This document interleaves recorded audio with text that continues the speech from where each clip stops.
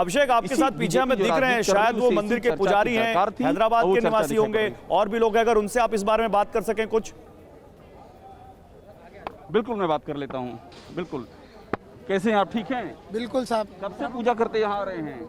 ये 400 साल पुराना मंदिर। आप कब से आ रहे हैं यहाँ पर? मैं 30 साल से आ रहा अच्छा, मुझे बताइए, इसका नाम भाग्यलक्ष्मी मंदिर है। हाँ। कल योगी आदित्यनाथ ने कहा कि हैदराबाद का नाम भाग्यनगर कर देना चाहिए, क्या राय है आपकी? इनके नाम से ही भाग्यनगर नाम पड़ा था, मगर बीच में थोड़े लोग स्वार्थी लोग आप चाहते हैं कि ऐसा हो जाए? हो जाए। हम आपको लगता है कि हो सकता है? हाँ, हो सकता है। ये कब होगा जब बीजेपी जीतेगी? तो मुमकिन है। मोदी है तो सब मुमकिन है। आप सीधे जोड़ रही हैं मोदी जी से इसको, हाँ। हैं? हम सभी उनके परिवार के लोग सदस्य हैं, मोदी के। 100% होना चाहिए श्री भाग्यलक्ष्मी मंदिर। लेकिन ये बताइए कि यहाँ पर तो टीआरएस अभी तक जीतती आई है। हैदराबाद चुनाव में की बात कर रहा हूँ मैं। फिर नंबर 2 पर वैसी की पार्टी है, बीजेपी के पास सिर्फ 4 सीटें रही हैं। तो आपको लगता है बीजेपी इतनी सीटें ला पाएगी? 100%।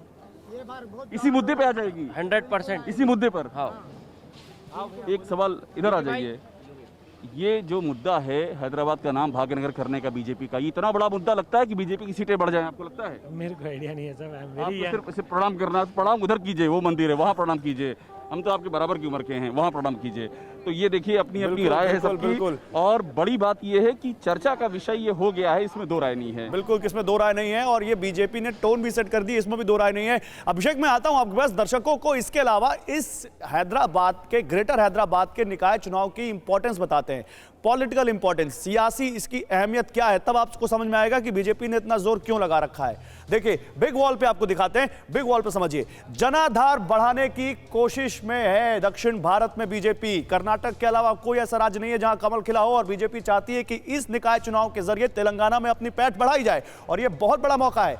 4 जिलों तक फैला है ग्रेटर हैदराबाद नगर निगम, यानी एक जिला एक शहर मत समझिए, बहुत अहम है ये। और पूरे इलाके में 24 विधानसभा क्षेत्र शामिल हैं। तेलंगाना में कुल विधानसभा क्षेत्र कितने हैं? 119, 24 तो इसी में आ जाते हैं। तेलंगाना की 5 लोकसभा सीटें आती हैं यहां पर, और यह बहुत अहम है चुनाव। बीजेपी को उपचुनाव में जीत से हौसला मिला है। डुब्बाक का विधानसभा का उपचुनाव, डुब्बाक विधानसभा पर टीआरएस का कब्जा था। मुख्यमंत्री जिस सीट से लड़ते हैं उस सीट से बिल्कुल सटी हुई सीट, लेकिन वहां पर उपचुनाव में बीजेपी ने शानदार जीत हासिल की। और इतना ही नहीं, 2019 के लोकसभा में तेलंगाना की 4 सीटों पर बीजेपी को जीत मिली है, और 2023 का विधानसभा चुनाव से लड़ने की यह पहले तैयारी देखी जा रही। सीधे अभिषेक का रुख करते हैं।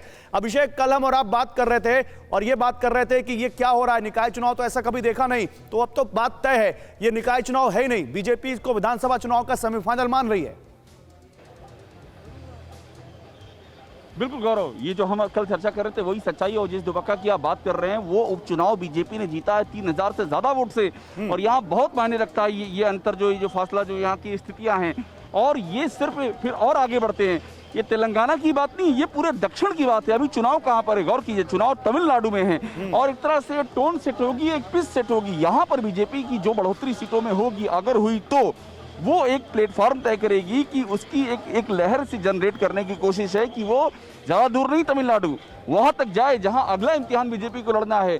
बंगाल भी सामने है। तो एक तरह से आप कह सकते हैं कि ये टोन सेट करने की, पॉलिटिक्स में टोन सेट की जाती है, और जब एक बार वो टोन सेट होती है तो उसकी छाप दूर तक दिखाई पड़ती है, सुनाई पड़ती है। तो ये वही कवायद है, और ये दूर की लड़ाई है। ये तो एक झांकी है, ये तो एक झांकी है, असली तस्वीर अभी बाकी है। ठीक है, ये तो एक झांकी है, तस्वीर अभी बाकी है, और बीजेपी कोई भी तस्वीर अपने मुफीद जब तक होना तब तक उसको छोड़ती नहीं है। ये बात उसने पहले भी साबित की, और अभी भी इस निकाय चुनाव में दिख रहा है। बहुत शुक्रिया अभिषेक, आप नजर बनाए रहिए, आपके पास आते रहेंगे, दिन भर आपसे जानकारी लेते रहेंगे। न्यूज़ टॉप 9 रोज सुबह 7 बजे और शाम 7 बजे सिर्फ TV9 भारतवर्ष पर।